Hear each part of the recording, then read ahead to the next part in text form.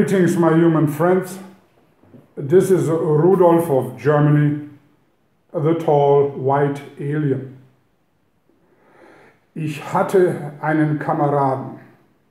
It's an old German soldier song which always is being played when one of the German soldiers lost their life in a battle, lost their life on the battlefield.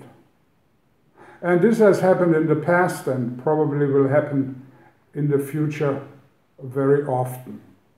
This song has been played hundreds of thousands of times, as often as possible when an honorable funeral and the possibility to lay a young man to rest was possible, because most of the time, or in many cases, in the situation of war, all these ceremonies could not take hold.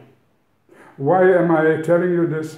Well, every person's life is valuable, and to lose one's life in a war, may you be a soldier or even a civil person, is too much. And the United States of America and its military generals are right now working very hard strategically to finally bring into existence that what they have been trained for so many years, and they are eagerly to prove that the United States of America is a world power which is to reckon with. Let me go shortly back into history to give you an idea about what has to be expected in the next war.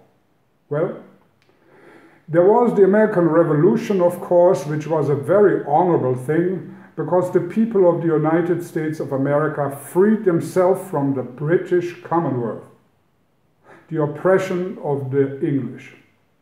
And a few decades thereafter, there was the Civil War, another honorable fight in the country itself in order to bring freedom to certain repressed segments of the population, as you all know. Very, very honorable causes. You can be proud of yourself if you are an American. But then came a period, of course, and this period is severely felt today by all nations in the world, that America believed that the time has come to extend their mighty power and reach all around the globe and press their ideas about democracy onto the life of other nations, and no matter with what means. And in many cases, it has been death and destruction. But what actually is the success rate of American intervention and wars in the world?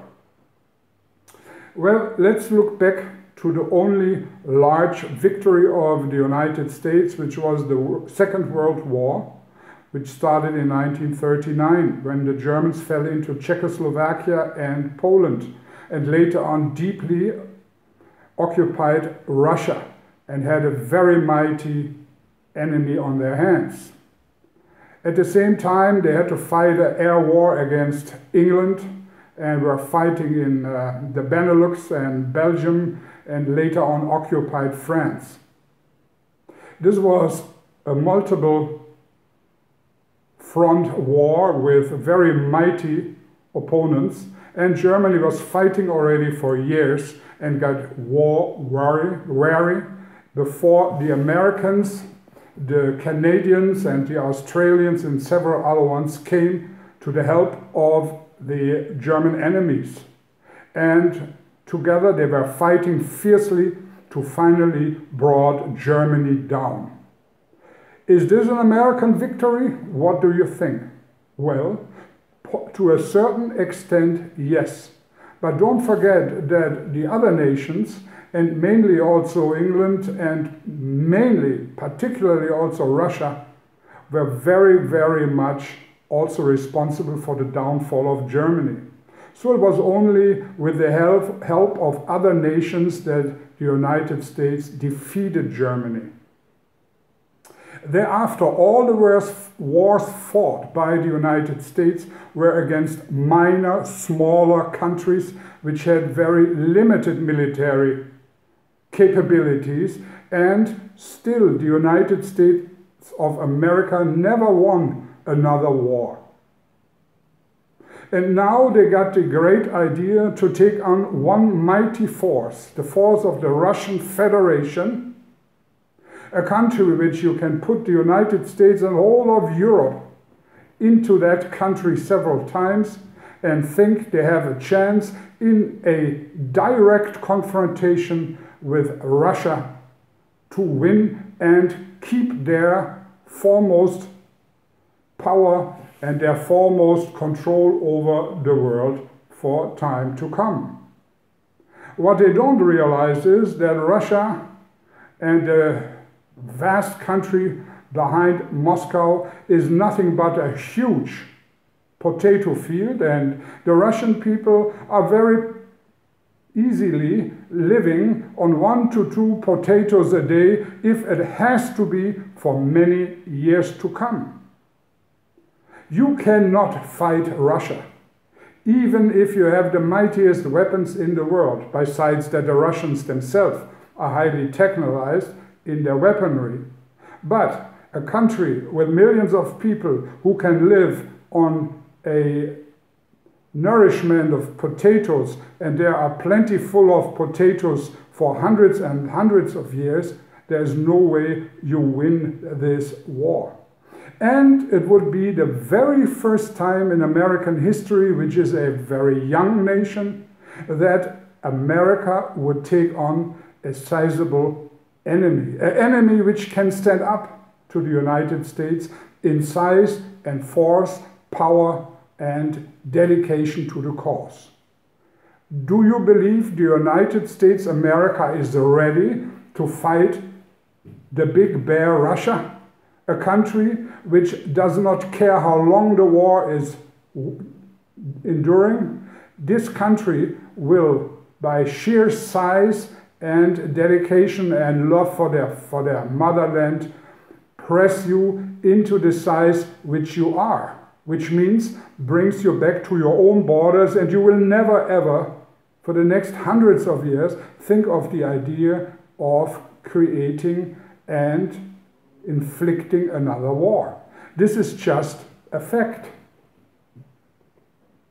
So I would think about, if I would be the clone which is called Donald Trump and is being held on the strings of the deep state.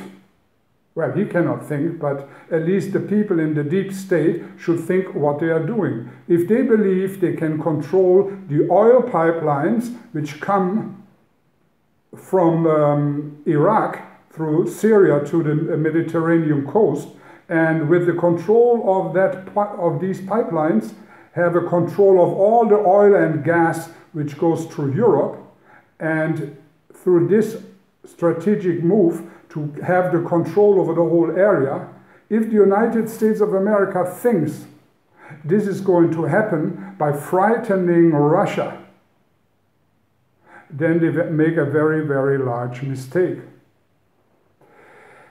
Besides all of this, you have to keep in mind that the idea of this Mr. Tillerson, I believe is his name, to play now the situation down and say, okay, let's bring peace to Syria, and then let the people, the different fractions which are there, which are of course all Islamic extremists, let them decide what happened to Assad and to Syria.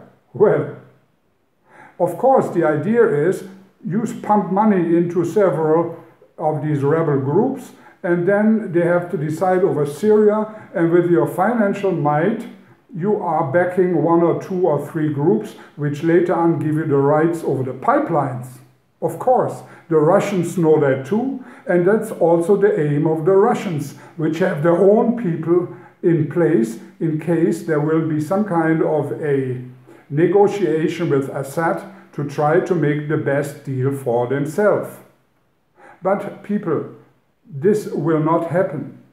The United States will not bring Assad onto the table and he will eventually bow down and some bogus government which the American installs will give them all the contracts and right over the pipelines.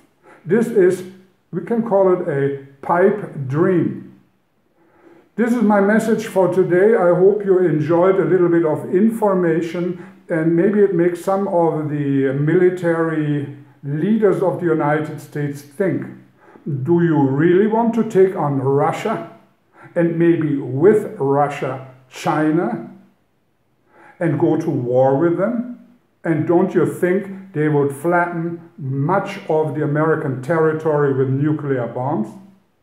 I'm sure you know the answer, and you will back down and will hope for the best that your ISIS groups and other Islamic rebels will do the dirty work for you in the hope you get later on the contracts for the pipelines. This was Rudolf of Germany on the 10th of April, which is a Monday of the year 2017. I wish you a pleasant day.